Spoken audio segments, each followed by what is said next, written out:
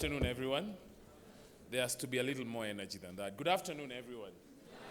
How are you guys doing? So, as you can see, the slides that are up on stage are actually not mine. So, I'm Veliswa's curtain raiser. So, this should be very, very quick. I'm really here to, number one, I'm just here to do really three things. And let me first start by saying it's really amazing to be here for the second year in a row. It was really awesome to be here last year. Mark, you'd like me to do something with that? And Mark put me, so I have to tell you, when the team invited me for this year's community day, I was a bit freaked out because last year Mark put me a bit on the spot and asked me the last time that I had coded, and so I made a note to self not to come back again, just in case I must. The last time I was setting up an EC2 instance. But like I said, really, really excited to be here this year. And well done to the team. I mean, Adeline, Mark, Kevin. Really, really good job around planning this. Absolutely amazing job. And for raising the bar every year. And I think for us as a regional business team, which is who I'm representing here, we're excited about what we're seeing in the country and in the region, and especially with regards to the rate of adoption of technology and the impact that it's having. I'm going to talk about just 4 things that we are seeing that personally are really exciting me.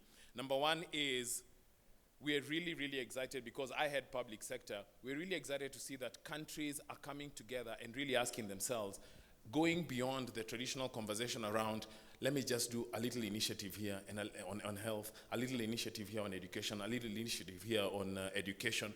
We are seeing countries now start to really ask themselves, the example that Vanna came here, how do we consolidate our data, our health data, our education data, our agricultural data? So then, like an example I used about 2 weeks ago, in some countries, when you talk to the Minister of Health and ask him, how many patients, for example, suffered from malaria last year? The best that he or she could do is really tell you about a small district somewhere, because a lot of countries do not have a consolidated view of what they're trying to do. And so personally, as we are going around the countries in sub-Saharan Africa, I'm really, really excited to see this consolidation. And what does that then consolidation mean for us? It means that then the way the data is handled becomes really a primary part of the conversations you're having, a primary part of conversations we are having. And I'm already starting to see this move well. And it's going beyond just health education and agriculture. We're also seeing this on citizen services. We're also seeing this on digital ID. A second area that we are seeing, of course, there was a question during the panel around connectivity. And yes, I know in Kenya in particular, the cost of connectivity is continuously coming down. But with that also comes the adjacent risk that we have in terms of cyber crime or cyber threats, and no one is being missed out, from fraud in banking, to actually seeing government websites being brought down, to seeing agencies getting like DDoS attacks. It is clear that cyber threats, it's now becoming a reality in the way that we do things. And therefore, as you engage your customers, as we engage our customers, this is really starting to emerge as a conversation that we must continuously address. 2 more things that we're seeing is, of course, everyone's talking about Gen AI. I have to be honest, at the beginning of this year, I told someone, please don't tell me anymore about Gen AI. Tell me what it's doing. Stop telling me about what it can do. Because I don't know about you, but I got tired of the way guys were talking about it like a fad. Do you know what Gen AI could do? And I said, just tell me what it's doing. Then I want to get excited with you.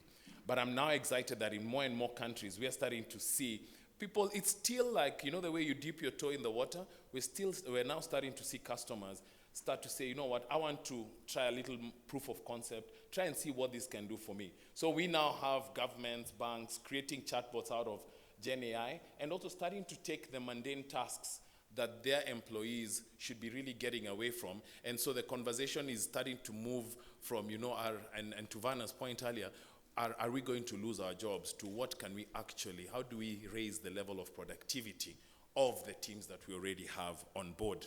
But we need to move a little faster. I think out of every Gen AI conversation I've had, who wants to guess what is the most prevalent topic? Just guess. There's no wrong answer. Anyone want to fathom a guess? Cybersecurity, agentic, Actually, exactly that, responsible AI. But what I was even going to say is, every time I hear about Gen AI, people seem to jump more into responsible AI, and also how do we create the policies for it. So they want to first rein in. And I like the same way I had it become a fad, I'm kind of then saying, guys, before we even start panicking about what it can do in terms of messing, let's first celebrate and build on the innovation that Gen AI could do.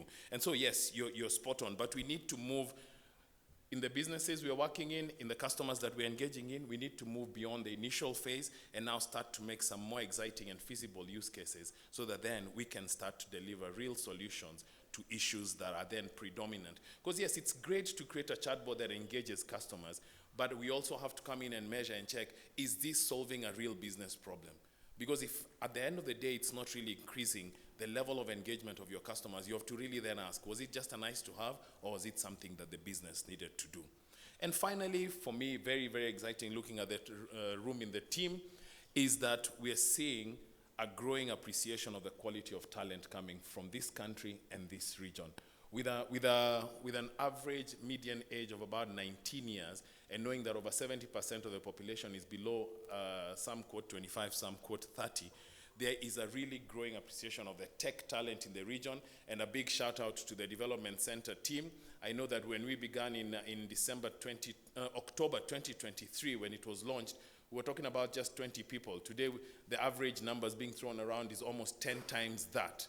And that just speaks really to the quality and quantity of talent in the region.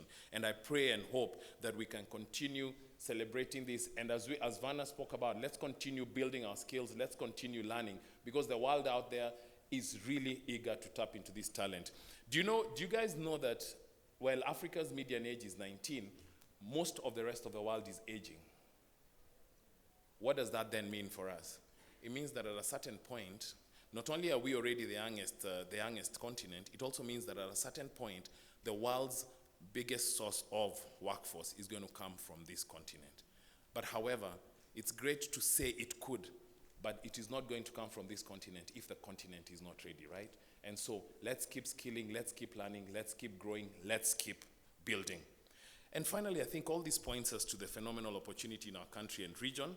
Despite the obvious challenges, I don't even want to start talking about the obvious challenges, because I'm sure with most of the room being around Gen Z, we could spend a whole session just listing the challenges.